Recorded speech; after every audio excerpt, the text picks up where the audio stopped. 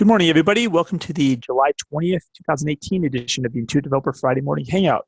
I'm your host, David Leary. Today we have two members of the Intuit Developer team here. They are going to talk about the new reimagined developer experience, which is really the developer site and all the aspects of when a developer gets there, the documentation, the onboarding, the publishing your app, all of that's been reimagined. And so AJ and Amit are going to come on and we're going to chat about that and answer any of your questions you have related to that. Before we do that, a couple of housekeeping slides to run through. If it clicks, we'll try one more time. There we go. The App Showdown is not refreshing correctly in the browser here. I think we're down to 28 days you have to get your app finished and published on apps.com to join the App Showdown. So if you're in the tech review process right now or in the security review, there's a chance you can still make that deadline. If you haven't submitted yet, maybe if you do today, if everything goes perfect, you could probably still make the deadline. But if you're already on apps.com and you haven't submitted yet for the contest, go to smallbusinessappshowdown.com. It takes 30 seconds to register app for the contest. And what we'll do is the top 10 finalists, we're going to take those top 10 finalists, give you a booth at QuickBooks Connect. We're going to let you pitch in front of a panel of judges and 300 to 400, 500 accountants, depending on how many want to hang around and watch. And the winner takes home $100,000 the next day. But the important part of this is not so much that you win the showdown. Just being a finalist is huge because we take the 10 finalists, these previous 10 that we had last year. We basically did almost a full 8-month tour with them. So from November until end of July. And we took them to Startup Grind. We took them to Scaling New Heights. So we took them to conferences. We did webinars with them on CPA Academy. So we really do a lot of marketing promotion of the 10 finalists. So and they really have bonded. Those apps got to know each other. It's really a good way for new apps into our space to get a lot of marketing exposure. So if you haven't done it yet, please go to smallbusinessappshowdown.com and get registered for that. And like I just mentioned, QuickBooks Connect, mark off your calendars November 5th through the 7th. This is the big event in San Jose. We'll have about 5,000 people there. It's about 2,700, 2,800 accountants. We have maybe about 800 developers. When I say developers, it's the marketing people, the developers, the apps, the whole kind of the ecosystem there. We have small business owners. We have self-employed. We'll have just general entrepreneurs, and it rounds out, and it's really a celebration of small business. And we'll also have developer tracks. So you can come the 5th through the 7th and attend actually sessions that will help you be a better developer on the ecosystem. And the important part is you're going to come and you're going to meet all the accountants, all the other app developers, and really join the ecosystem in full force. And 2 days before that, we actually are going to do the hackathon again. If you go to smallbizhack.com, you can actually go to the hackathon on the Saturday and Sunday before and compete in the hackathon. We'll be giving away $5,000 there. And just like this event and all other events, you can find all of them on developer.intuit.com/hub/events, unless I find out from Amit and Ajay today that this URL is going to change in the new reimagined experience, but hopefully you can still get to this site. Next week's an interesting one you guys may want to consider. Alex from Yubico is coming to talk about YubiKeys. So I know that not a lot of us are using YubiKeys yet. QuickBooks Online doesn't fully support a YubiKey. I don't think many of you as developers are as of yet. But as you start to see this trickle down, Deloitte was hacked, right? Deloitte now requires all developers they work with to do two-factor authentication. I can see the next step in this from accountants starting to demand YubiKey type support. So next week, if you want to learn about YubiKeys, and even myself tiptoeing the water, I don't own a YubiKey yet. I've never used one. So it's really going to be kind of YubiKeys 101. And we'll start building, kind of going from there. Because I think that's something that if you don't have any radar yet as a developer, you probably need to start getting it on your radar. And without further ado, I'm going to stop sharing here. And we're going to, Amit and Ajay, if you guys could unmute and say hi, introduce yourselves, give a little bit of background on what you do, and we'll let you guys jump in with your presentation. Sure. So I want to start with this presentation with thanking you all for helping us build a powerful community around QuickBooks developer ecosystem. Without your support and your engagement, this would not have been possible to make all these improvements in the portal, SDKs, and even samples. And let me share my screen and stuff.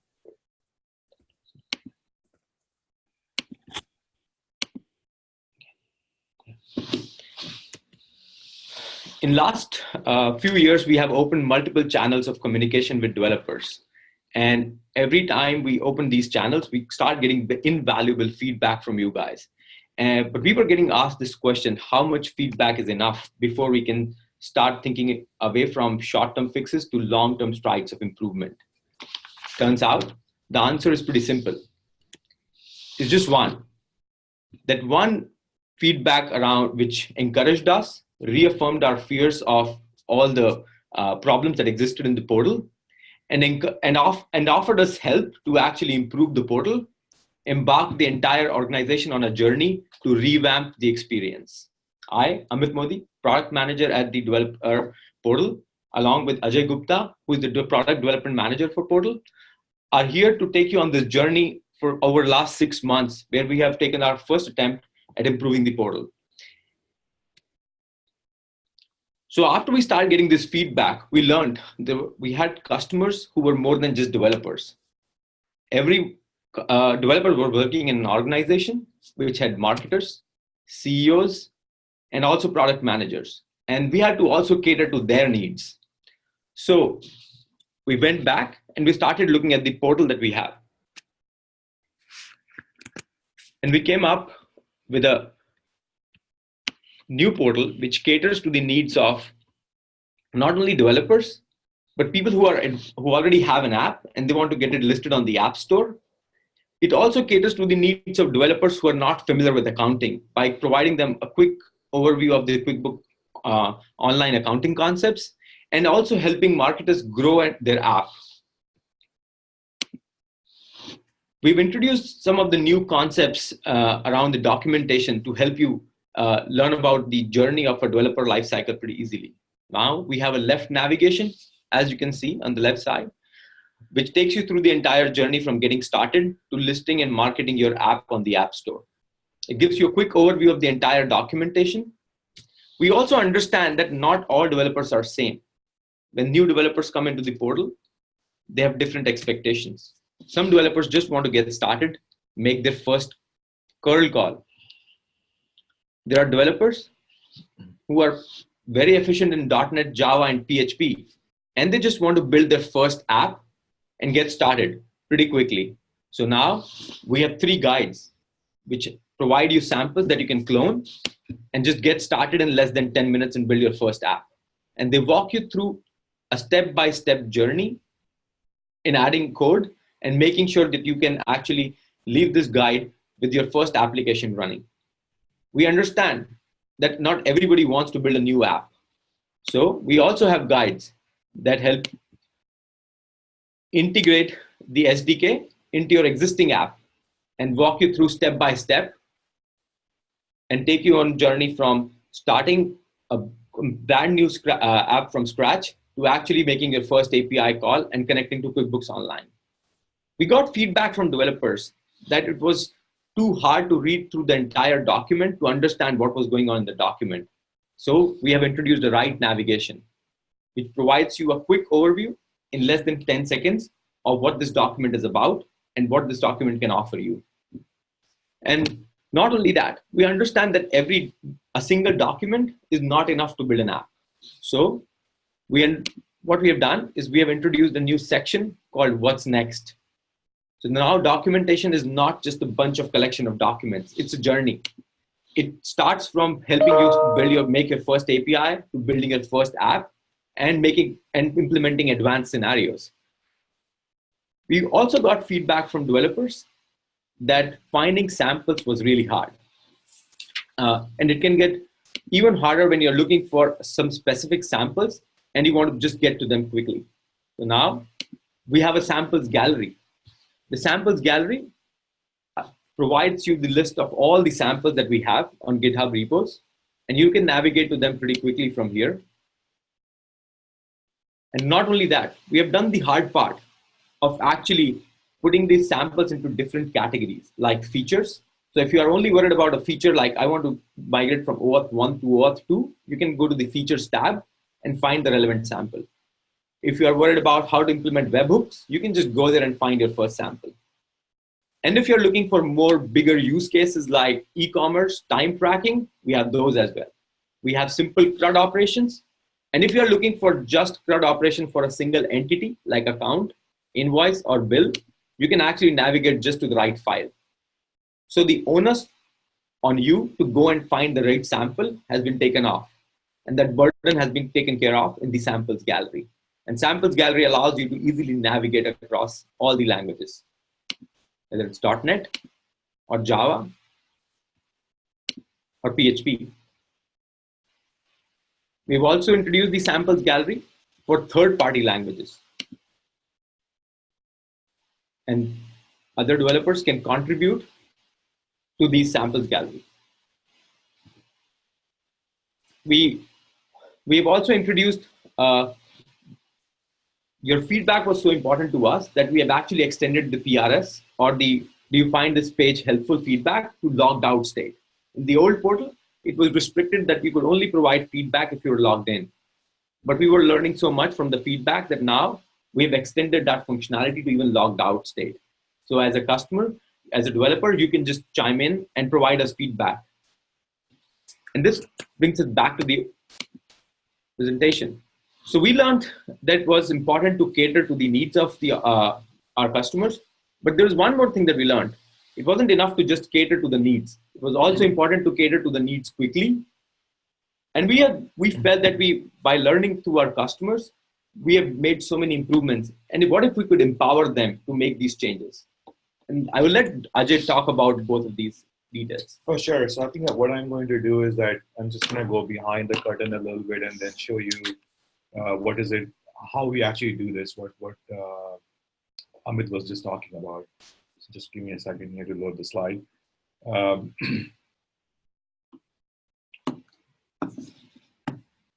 So I think the way to move fast is actually to first slow down. So today we have a Scrum team actually working on the monolithic application that we have that serves developer.intuit.com. So the first thing that we did was we said, let's not make any changes to the new stack and start working on the new stack. And we started working on this new stack with three goals that I've listed here, and I'm going to go through them. So the first thing that we wanted to do was we wanted to ensure that the content on the site is timely and accurate.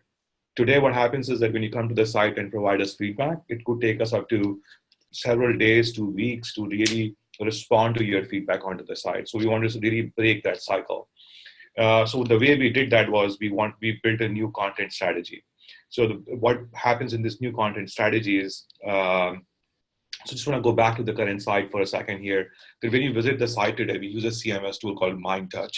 MindTouch, the tool is very nice and it shows you all the API references and documentation. But one of the couple of problems with the tool are that only few people know about it. We cannot open it up to everyone. It's expensive and it's error prone as well. So as a part of the new content strategy, what we did was we took away that tool, and we are writing our documentation now in Sphinx. It's a markdown language. So if you ever been to github.com and written a wiki there, so there's a markdown language that's there. It is a very simplified DSL, but there is a very powerful processing behind that. And all the UI that you just saw today from Amit, it's all written in Sphinx. And Sphinx not only helps us build good UIs, it also lets us extend their DSL. So we can add our custom extensions and build even better UIs, and while keeping our content of the documentation very simple. Next, what we have done is that we have kept all of this content in GitHub. And this is, since it's a very familiar pattern to all of the developers, it'll be very easy. It will be frictionless contributions there. So basically what it does is that when the content is written in Sphinx, it's MD files, it's in GitHub. So you can do the same pattern, like you can make pull requests. When you merge them, you can trigger auto builds. In fact, we take advantage of that. So today, what we have achieved is that when you make a change to a content in under 10 minutes, the content would be on the production side. Once we have all this content there in GitHub, what we're going to do is that we're going to take the content that is about APIs, the references, and all this documentation. We're going to put that into open github.com. Because what we want to do is that we're going to take, so now as a reader of that content or the user of that content, you have now two ways of providing us a feedback. Either you can give us a PRS, what Amit was showing you, or you can actually correct that content and submit a pull request. We'll review that. And then if it gets merged, if and when it gets merged, it will actually show up in production. So let me show you how this works. So let me go take you back to the site. So on the site, if you remember that there are these different sections on the site right now. So we have develop, list, app store, and all of those sections. So I imagine we also done a lot of tracking on the behind the scenes on the site. So basically, as you're visiting the site, we are looking at what people are, what pages people are visiting, what are the most popular pages. So today, OAuth 2 is the most popular page. So let me go make some changes to the OAuth 2 page. So this is what the Swing contents looks like. I'm going to edit that. The way we have organized the content, it matches exactly the way the content gets served on the site. So if you see a page somewhere, you can look at the URL on the page in your browser, and then you could go to the GitHub repo and very quickly find the page that we're talking about. This is the section where those tabs are showing up. So I'm going to just add one more here. And Amit, would this be a correct assumption? Or I'm sorry, Ajay, would this be a correct assumption that, so this is now in GitHub, that in theory, people could submit changes to the content themselves? Absolutely. Maybe there's a review process, like, so long-term, like the documentation is going to be evolving based on everybody's input, not just everybody's input. Because, you know, what happens is that once you have a lot of documentation, critical documentation on the site, we can create all kinds of processes to review them and then correct them. But I think the true review comes in, a true test of a document is when somebody actually takes a document and writes something day over day. And that's when that's when I think we get the best kind of feedback from the consumers of the documentation. And that's why we want to open it up. That's good idea. I know that historically on some of the when we do the open office hour type hangouts, somebody will ask a question, we start looking at the docs, people are like, the doc doesn't match with the behavior they're seeing, and we figure out, oh, the doc needs to be updated. So that's really cool that when people do find issues with the docs, they can just submit a change. That's awesome. Yeah, so I just added this card. What it's going to do is that it's going to create a new card on the homepage, and it's going to go to the OAuth 2 documentation. I'm going to short circuit the process that you talked about, and I'm going to commit directly to the develop branch. It doesn't happen normally. So now, as I was saying, that we can take advantage of the tooling that exists around GitHub, right? So now we have a Jenkins job that's running over here, and what it's doing is, I think I'm just trying to open the right tab here.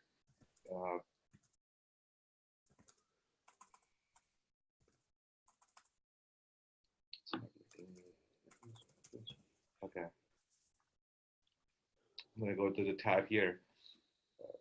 So as you can see, as soon as I committed something, it's blinking, which means that something's changing, like somebody's building it. So we can come back to it. So as you have seen that we have, so these are the things that we have done to really improve the quality of our content. The next thing that we're going to work on is that once you have all the content, so there are two aspects to the site. One is that you saw everything about the static content. The next is that when you're creating an app, there's a sort of a persistence in the app where we want to maintain the details of the app, and we want to let you test and all of those things. You know, so for that part of the application, what we have done is, so today our stack, it grew from like a single page application to something like a monolithic application. It's been around for 10 years. And when the people who designed that version of the stack, they chose Windows. So now it actually has caused a problem for us, because back then Windows was, you know, the most popular stack. It's like IIS and SQL Server and all of that. But now in rest of the Intuit is on Java-based stack. So we are left behind because all the innovation that happens in the rest of the organization, we cannot benefit from that, which means like even from a build system, we have to build our own testing frameworks. We have to build our own, everything we have to build our own, which slows us down. So what we are now doing is that what we have done with this new implementation is that we have used this Intuit standard stack. And as we have moved to the stack, we're also breaking our monolithic application. So there are two aspects to this new stack. One is the front end part of it. So we call it the app fabric. So it's really a widget-driven front end development. So you can create all kinds of interactions as widgets. So I want an address field. I want to have a contact information input field. I want to have a login page. So as you are building this application into the ecosystem, you don't have to build everything from scratch. You can just reuse a lot of widgets. And then also as you build new widgets, as we have, we can contribute back to the ecosystem of Intuit. And maybe at some point in future, you might even open this up. And App Fabric actually gives us one more benefit. So if you look at it, development is one side. but you also need to deploy it. You need to version it. You want to manage it, what version is running right now, how well it is running, how do you monitor it, what the performance looks like. So App Fabric gives us that package. So we use all of that to build our front ends. Same thing we have done on the back end as well. So I'm sure many of you, I know some of you, or maybe all of you have come to the Dev Console and heard a little bit about V4 and then all the power that V4 provides. So V4 is more about building services rapidly and also build them to a standard and ultimately produce one graph that could represent all of what Intuit does as an API ecosystem. So what we have done is that we looked at the developer portal, all the services that it provides, and then we converted them into V4-based microservices. And again, with this combination of App Fabric and V4-based microservices, we have broken the monolith into very small, specific, feature-specific components. So now when we make a change, the change might just be in a widget or a service, and we can push that into production in under 10 minutes. So this is yet another thing that we have done that would make us move faster. For some of you that maybe aren't familiar with the V4 services and the new V4 APIs, there's about 6 to 8 weeks ago, we did have Peter Vogel as a guest on the Hangout. So if you're watching this after the fact on YouTube, you can just go back in the Intuit Developer videos and you'll see a video with Peter Vogel talking about the V4 APIs. Or you might actually be able to just, if I tagged it correctly, search for QuickBooks V4 API. You might be able to just find it that way on YouTube. But if you go back, if you're watching this, you can find that video and about the V4 services that are coming soon. Awesome. And the third and the final thing, I think, so once you have the application ready, you want to deploy it somewhere. So today what we do is that we have a private cloud that we manage, I think in 2 different data centers. And I think with the monolithic application that we have and the way our deployment infrastructure has evolved, it's become very expensive to manage that. I think almost 20% of our resource capacity get towards managing the stack, just keeping the lights on. So and I think there are a couple other disadvantages that we have grown into. Like one of the things that we used to do in this company was we would have the dev team that would produce code that would hand it over to a QA engineer to verify. Then once the verification is done, we'll go to an ops engineer who will actually deploy it into production and then manage that. And so obviously the cycle is very long and the quality of the product is quite buggy as a result. So what we have decided as a company that we don't want to have we want to be a modern SaaS. We're going to move everything to AWS. And all these steps that I just talked about are now being handled by developers. So we are really in a DevOps model. So today, the way we have done it is that everything that we have deployed, like we can deploy the full stack in a new data center on AWS in 30 minutes. And if you want to change anything in that stack, as in change a service or change a widget, it's under 10 minutes. And changing content is about 5 minutes. So we have really very rapid cycle time. The second thing is that as you build an application, as you all know, you may have many dependencies. You need databases. You need to store the static content. You need a database. You need caching. You need queuing. So we used to manage in our current stack. We used to manage everything ourselves. So we again, that's where some of the time was being spent as well. And there was a lot of money being spent as well, and there was a lot of unused capacity as well. So now what we have done is that as we have redone our existing stack, we have ensured that we use everything that Amazon provides. We sort of say that that's our first goal. And if they don't have anything, something similar, then we say, can we change our architecture to make sure that it fits what Amazon provides? If not, then only we go back and install something on our own. So the idea there is that all of these applications provided by Amazon, they are clustered and highly available, and we don't have to manage them. So that way so in the long run, this is gonna save us a lot of time. So yeah, those are the 3 big things that we have done in our stack in the back end. So the reimagination has happened both in the front end that you see as a consumer and the back end as the developers build it. So let me just quickly go back and then see if what I was changing earlier actually worked. I hope it did. Maybe it didn't.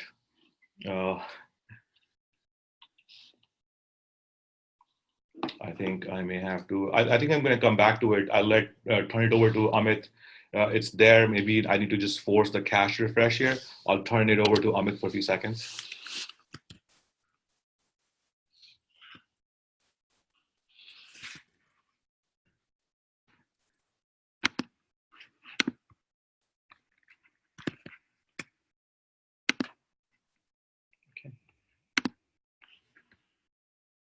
Amit, were you going to share? Yeah, I'm sure.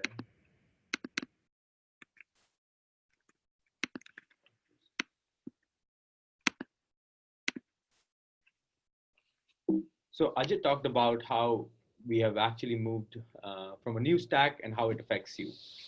But your feedback has actually challenged us to stop thinking in terms of portal and start thinking in terms of platform. And that's why Ajay was giving you an insight into the backend services as well. So what does that mean? It basically means that all the functionality today that you see on portal in the logged in state, like creation of a sandbox, decommissioning a sandbox, which is not even there today, and resetting the data in a sandbox will now be available through REST APIs.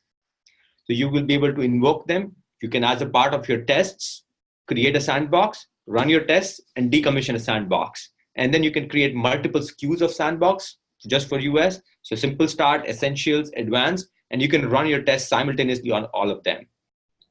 We understand that not everybody wants REST APIs, and some people write Jenkins jobs that require CLI. So we'll be bringing that as well. We'll make sure that we have high quality so that you can write these tests and you can basically trust your integrations and provide great value to the customers. I want to emphasize that all this would not have been possible without your feedback. So please keep the feedback coming. You can join the community at User Voice, and please make sure you keep posting as much feedback as you can. Cool. Thanks, Amit. So let me just quickly show that, yes, it did work and it's there. And here it is. So as you can see, that OAuth 2 became as the first section here. So obviously, when we open it up, we're not going to give everybody the power to change the homepage.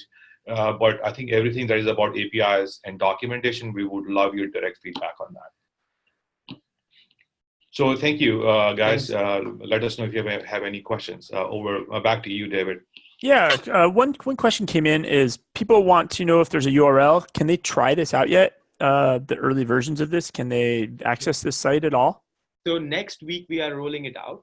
We'll roll it out to start with 10% of the developers, and we will keep an eye on the feedback that is coming in, and we'll slowly and gradually turn the knob up to 100% in the next few weeks. But we'll start to roll out next week. Is it possible to can any developers opt in to be one of those 10%? Yes, we can. We can show you. We can give you the guides on that. And also, sorry, I'm not fully aware of this, but we have developer-stage. Do you have access to that outside? If you do, you can experiment with over there. I could check and see because I'm not on the firewall. So let's see here. So developer.intuit.com. You said it's developer-stage.intuit? Yes. I can put in the chat. Developer-stage.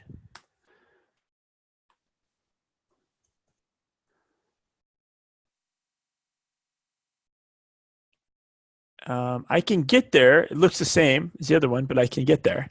Okay. The URL seems to work. So David, what we'll do is that we'll share the directions on how to opt in. It's a simple cookie change that we can share with you offline. All right. So yeah, what you could do is share it with me, and then everybody, I'll tweet it out. So just follow me on Twitter, and I can get that tweeted out when, and also tag Intuit Dev. We'll probably tweet it from there as well. So just at David Leary on Twitter, and you can get the instructions on that. I'm assuming, hopefully it's small enough to fit in a tweet. It's not too much work. It is. It is. Okay, perfect. Awesome. I don't have any other questions that are coming in. So again, you said you're going to roll this out a little bit slowly over time. Summary, it's easier, faster to navigate. People are going to be able to contribute and modify the docs. It's easier to get to the GitHub repositories. Do we miss anything else? One thing I would add, David, that we're not 100% done with the new site. So what we have done is that we have blended it between, we're going to switch between new experiences and old experiences. Okay. That'll be a seamless switch, but you'll notice that because when the UI would change. But what we have also done as a process within the team that we do a release every Thursday. and we will make changes every Thursday on the site. So you'll slot, like next thing that we are working on right now, we have done all the QuickBook online documentation. A week after next, we're going to release all the payments and desktop documentation. Then maybe week or two after that, we're going to start releasing the newer version of the API reference guides. So we'll do this slow release, and would love for constant feedback coming back from our developers or from our community, so that we can, ensure that we put the best foot forward as we go on to the 100% traffic there. Got it. And just kind of stepping back to a statement you made in the beginning about there's different audiences that come to the developer site, right? I might be the marketing person. Do we support multiple logins yet? Like, hey, the developer logs in, but I need to go out, edit the app card. I don't know the developer's username and password. I just want to log in and edit the app card. Are we supporting multiple users yet? So that's a part of our roadmap where Okay. we're starting to think in terms of collaborators and not just one particular user. Yeah, exactly. Because I think initially this was built for a one-man show, but as soon as our developers have grown and they have companies and teams now, which is good. Perfect. One thing I would like to mention is we are actually doing usability studies to understand what is a good experience for API references in Explorer. So if anybody would like to, help us provide feedback on that, I will type in my email ID in the chat window, and you can reach out to me and we can set up a session with you. Okay, so definitely look for, or if you don't have Amit's email or you lose it, always you can track me down and I will get you connected in. It's another easy way. And then actually, if you're watching the video on the very first slide at the cover shot, Amit's Twitter handles there, so you could always reach out to him that way as well. So it should be very easy to get a hold of people. Gentlemen, thank you very much. I don't see any questions coming in. So I think we can wrap up early. Those of you who attended live, if you missed something, this will be on YouTube. Those of you watching on YouTube, hope you enjoyed the video, and we'll see everybody next week with to learn about YubiKeys. All right, bye everybody. Bye, thank you. Thanks, David.